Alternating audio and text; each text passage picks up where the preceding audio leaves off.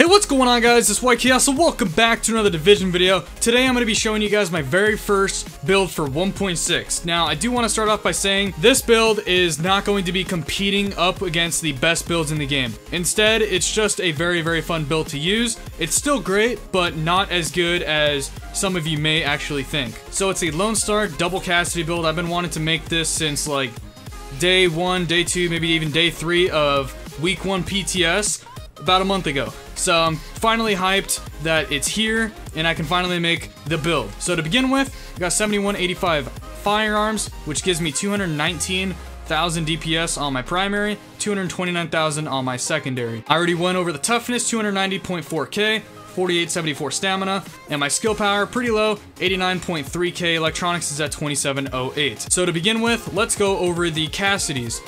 So the preferred route that you'd probably want to be taking would have to be Cassidys with responsive on them. I have a Cassidy with responsive and the other one with brutal. Now you can have this set up, or you can have them both brutal or responsive, or however you want to actually go about doing this. I just went this route instead. So I actually purchased these Cassidys before the update went live. Spent like 1.6 million credits for a couple of them. Well, each, of course. And here we are with accuracy, which is actually pretty good on the Cassidys. You want that on there.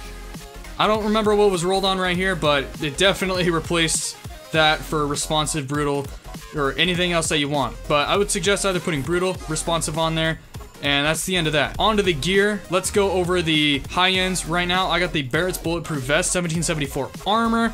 I've got this rolled into firearms, and it's got a minor attribute of 46% ammo capacity. Yeah, I know.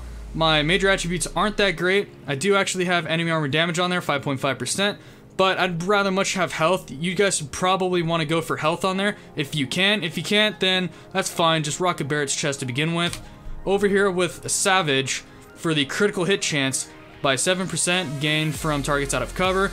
We've got, unfortunately, assault rifle damage on here. If you guys can roll shotgun damage on that, it would be very good for this build. It's got critical hit damage and critical hit chance on there with 1233 firearms. It's got 973 armor. So across all 6 of your pieces, I guess excluding the actual holster because it has firearms, stamina, and electronics, you want to go for 4 things rolled into firearms and 1 into stamina.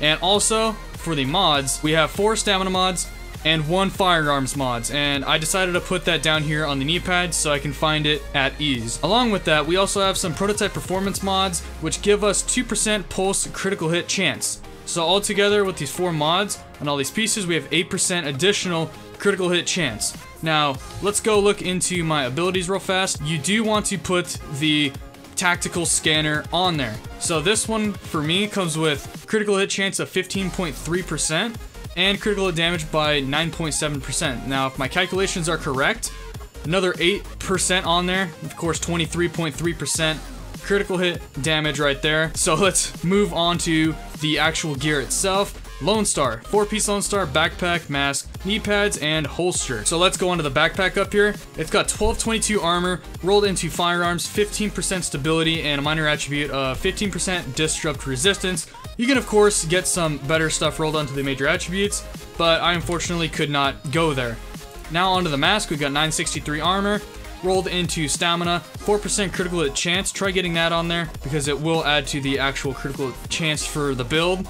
And it's got a minor attribute of 15% disorient resistance. So that's what I'm rocking right there. Knee pads, 1617 armor rolled into firearms.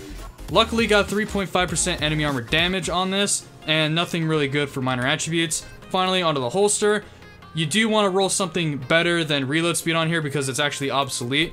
I actually did not get a chance to go re-roll that yet, but you just want to re-roll whatever I put on screen right now. Just roll that on there and you'll be happy camping for the rest of your life. But I luckily got this one in 2 of them, the main ones that count. Firearm stamina, 1200 plus, so that's pretty cool. And I got 940 armor on this bad boy. This is my Lone Star double Cassidy build. I'll show you how to use it right now. I'm just gonna walk out there real fast. I'm playing on PC, so I actually assigned my weapon switch to mouse button 4 and 5. Like to where I go to weapon 1 and then weapon 2. So in combat it should look a little bit something like this.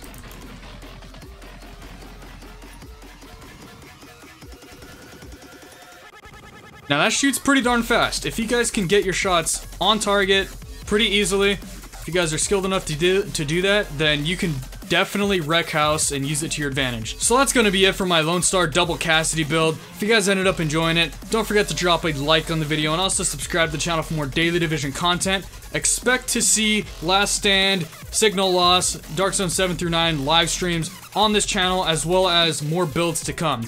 The next build I will be making will be a high-end build, so stay tuned for that. And also on the channel, not this week, maybe not in the next few weeks, but sometime this month, I'm actually going to be starting to play H1Z1 on the channel, whether I'm live streaming or just making some awesome videos surrounding that. So if you guys want to stick around, see those kinds of videos as well, then subscribe. Right now, I'm going to be showing some clips in the actual Dark Zone utilizing this build, as well as a landmark clearing at the very end so you guys can see how it fares in PvE. Thank you guys so much for watching, and I will see you guys in the next video. I hope you guys enjoy.